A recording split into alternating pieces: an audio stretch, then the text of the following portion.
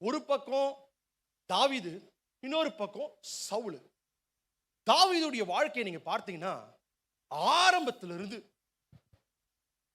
தோல்விக்கு மேல தோல்வி, கஷ்டத்துக்கு மேல கஷ்டம், வேதனைக்கு மேல வேதனை, பாடுகளுக்கு மேல பாடுகள். தீர்க்க தரிசனமாய் சில காரியங்கள் சாமுவேல் மூலம் உரைக்கப்பட்டிருந்தாலும் அவன் வாழ்க்கையில அதெல்லாம் நடந்ததா கேட்டீங்கன்னா நடக்கவே இல்லை. ஒரு பக்கம் சாமுவேல் சொல்லிட்டாரு, எப்பா நீ ராஜா, இஸ்ரவேலோட ராஜாவை அபிஷேகம் பண்றேன்னு சொல்லி அவனை கூப்பிட்டு அபிஷேகம் பண்ணிட்டாரு.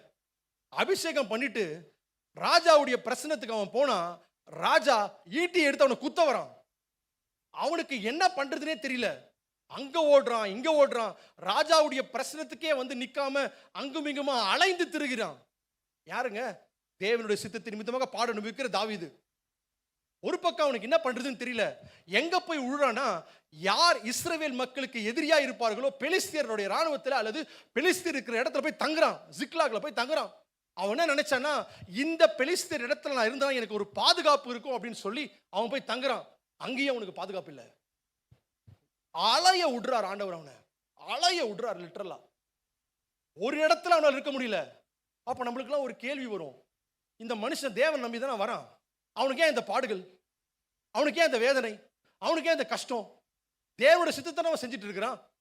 அவன் போய் தேவனிடத்துல என்ன ராஜா வாக்குன்னு கேட்கவே இல்லை. சாமுவேலே அவனை ராஜா வாக்குறாரு. நான் விருப்பப்பட்டு இந்த காரியத்தை கேட்டேன்னா நான் சொல்லலாம், நான் விருப்பப்பட்டு கேட்டதுனால தான் இந்த பாடுகள் மத்தியில் நம்ம போறேன்னு சொல்லிட்டு ஜெனரலைஸ் பண்ணி விட்டுறலாம். ஆனா அவன் கேட்கவே இல்லை. ராஜா அவனோட கேட்கவே இல்லை. சாமுவேல் தீர்க்கதரிசி அவனை ராஜா வாக்குறாரு. அப்ப யோசிப்பான் தாவீது, நான் கேட்டேனா? நான் மட்டும் பேசாம ஆடு மேய்ச்சிட்டு திரும்பேன். தேவையில்லாம வீட்டுக்கு வந்தீங்க, எங்க அப்பா கூட என்ன மறந்துட்டாரு, என்னைய கூப்பிட்டு பிரதிஷ்டை பண்ணிட்டீங்க, அபிஷேகம் பண்ணிட்டீங்க. இப்ப பாருங்க, ஒன்றுத்துக்கும் பிரயோஜனம் இல்லை. ராஜான்னு கூட என்னால பேர் பழக்க கூட இட முடியல, ஓடினே இருக்கிறேன்.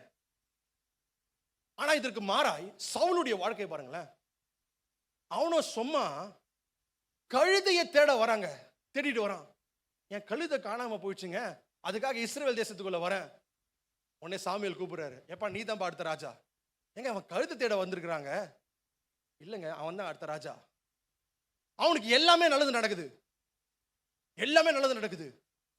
இஸ்ரவேல் தேசமே அவனை பார்த்து வியந்துதான், இவன மாதிரி ஒருத்தன் இல்லடா இந்த உலகத்துல, இவன் தானே என்னோட ராஜா அப்படின்னு சொல்லிட்டு. தாவீதுடைய முடிவை பாருங்க, சவுலுடைய முடிவை பாருங்க. தாவீதுடைய முடிவு மகிமையா தேவன் மாற்றினார் அந்த பாடுகள் வழியில சென்றதுனால. ஆனா சவுலுடைய முடிவு வாயில சொல்லவே முடியாது, அவ்வளவு உபத்திரவத்துக்கு நேரம் ஒன்றுமே இல்லாம அவன் போனான்.